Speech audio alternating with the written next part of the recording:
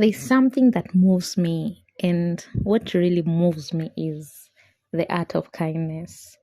And I know I'm called Dorcas, and probably it's because of my name sometimes. But then I am looking and drawing back from the Bible in the book of Acts, and that is from chapter 9, 36 to 43. And I'll go ahead and read, then I'll tell you my story. And it says, in Joppa, there was a disciple called Tabitha. In Greek, her name is Dorcas. She was always doing good and helping the poor. About that time, she became sick and died, and her body was washed and placed in an upstairs room. Lydda was near Joppa, so when the disciples heard that Peter was in Lydda, they sent 2 men to him and urged him, please come at once. Peter went with them, and when he arrived, he was taken upstairs to the room. All the widows stood around him.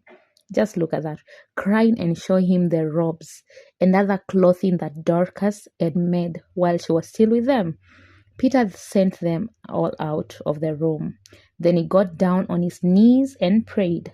Turning toward the dead woman, he said, Tabitha, get up. She opened her eyes, and seeing Peter, she sat up.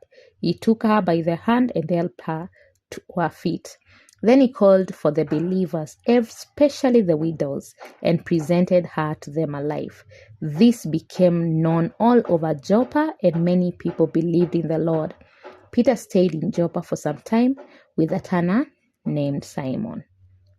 So, my friends, isn't it beautiful just to learn of how this woman was? And what really amazes me is that when she died, the women that she had touched, and mostly the widows, were there mourning and crying, and they didn't just come. They came with whatever the impact that she had in their lives, like the touch that she had in their lives. And that is what kindness does. When you are kind to someone, you are able to move them. You are able to move their hearts. You are able to move them. And that is what I'm seeing. So, and because of that,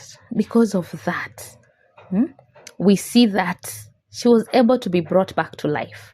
No matter that. And that reminds me of the verses that we get for kindness. We are being told the kindness of the Lord leads us to repentance. So when we remember how good God has been in our lives, how God is caring, how God is kind, we just come back to him and tell him we are coming back to the heart of worship. We are coming back to you, and we are repenting.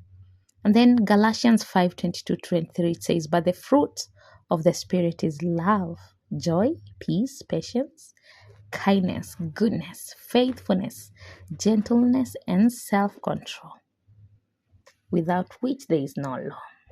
So kindness is one of those fruits, and I'm charging us that we be kind. I am moved when a stranger goes ahead and helps another.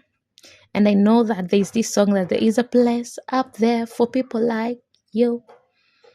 Yeah, when you turn to help a stranger in the rain, when you're just moved to help someone is in need, someone is lacking, and you move to help them, not because you had much, but because you just want to love them, just want to show love, you just want to be kind to them.